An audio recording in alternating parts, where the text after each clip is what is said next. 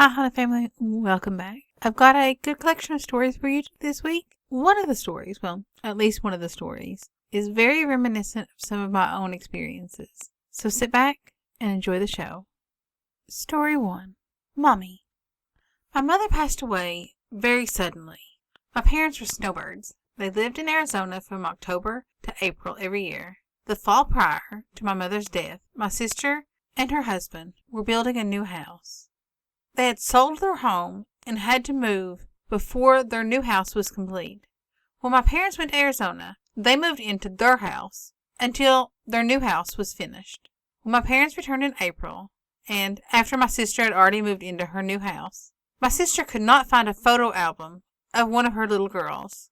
It contained all of her baby pictures. It really bothered my sister. She called my mother many times, asking if she had found the house and to look around to see. She never did. That fall, my parents left for Arizona in November. My mother died 10 days after they got there. A week after her death, my sister went into the basement to look for something. They still hadn't completely unpacked their boxes. To my sister's astonishment, there lay the photo album, on top of all the other unopened boxes, with the album open. She asked her husband and her 5-year-old daughter if they had been in the basement. Both said no. My niece, of course, would be too afraid to go into the basement by herself. Another strange occurrence with my mother's death at my sister's house was when her front door would always open by itself. My mother had fallen walking out the front door. The spring before that, it had broken her wrist. After her death, the door would seem to open by itself.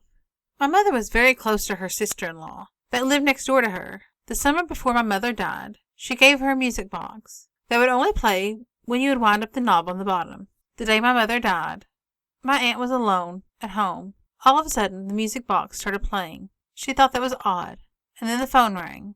It was a call from my dad telling her that my mother had passed away. She thinks that this was my mother telling her one last goodbye. Story 2. Mischievous Ones. When my parents moved into an apartment, the one that my mother still lives in today, I noticed that it had some quirks.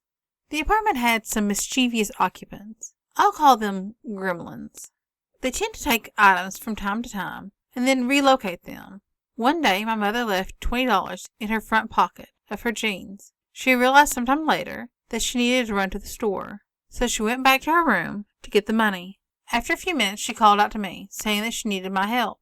She couldn't find the money, so she asked me to look in the pocket myself. I didn't find it either. I searched quite a few times before I turned to her and asked if she was mistaken. Had she taken the money out before? Was she wearing a different pair of jeans? Was she sure she placed the money in her jeans and not in a jacket? She answered no to each question. All right, Mom, you know how this house is. Wait 20 minutes and then look again. Mom did as I suggested, opting to read a book in the kitchen for a while. After a half hour, she went back and checked. Where was the money? In the same pocket I had checked at least 6 times 30 minutes before.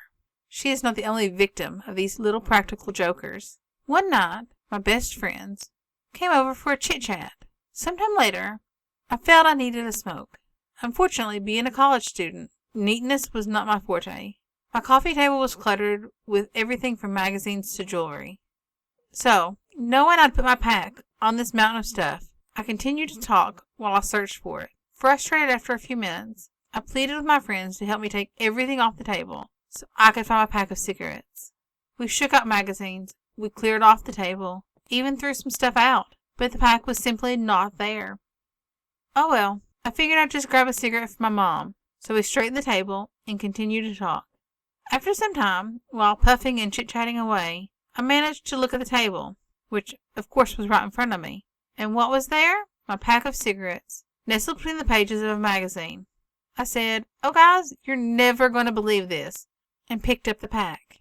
The look of shock on each of their faces was undeniable. Before this episode, I had spoken with them about the goings-on in this house from time to time, but each time I received a polite, "Sure, whatever you say," and a couple of "I don't believe you" eye rolls. After that, my friends became believers. I'm positive that these little mischievous guys are not the only ones sharing living space with my mom. One night, one of those friends was over for dinner. Doing our usual thing, we sat in the living room, talking about nothing and everything. Suddenly it hit me. I smelled fried fish. Don't you smell it? I asked. Of course, she didn't. Until a few minutes later, when the smell left me, back and forth for over an hour, the smell drifted between us, changing once in a while to the smell of fresh flowers. After a while, it faded until we could no longer smell it. I don't know who or what that was, or what it was trying to say, but it was certainly an interesting experience. Story 3. The Lady. About 2 weeks before I was to be married, I was driving my car down the back roads of my hometown to go to the store. We used to have these railroad tracks that ran through town east to west. I was going north to south. The railroad tracks had been torn out, and now the old track was a driveway for some houses that set back from the town. The driveway was flanked by a modular home that had been built in the 70s on the south side and a creek on the north. A sidewalk bridge crossed the creek for about half a city block, with a drop-off on either side of about 4 feet. On the north side of the creek was an older house that had been built around the time that the town had been founded. It had been used as a hospital and a funeral home, just to name a few things. At the time of this incident, in the early 80s, it was, and had been for some time, a private home. I was coming down the hill towards the bridge when I noticed a lady just starting to cross the bridge. She was dressed in all black, with a lacy black veil across her face. Her clothes looked to be from the turn of the century, mostly lace and silk. She was wearing no coat, and this was December in the Midwest. It was very cold. Everyone in this town knew everyone else. It's a very small town, and I didn't recognize this woman. I was so intent on watching this lady that I didn't see the car leaving the driveway, the old railroad tracks, and he didn't see me. He plowed into me, and it took a minute to get out. We both looked at each other. He was a neighbor that used to live across the street from me, and I had played with his son when we were little. We both said the same thing at the same time. I was watching the lady on the bridge, and I just didn't see you. We looked at the bridge, and she was gone. There was no way she could have crossed the bridge in the short amount of time, and, upon further inspection, there was no tracks in the inch of snow that had fallen the night before. This was one of the first ghostly experiences I'd had, and it definitely wasn't the last. Thank you for listening. If you liked this episode, don't forget to give me a thumbs up and hit that subscribe button. I really do appreciate it. Thanks.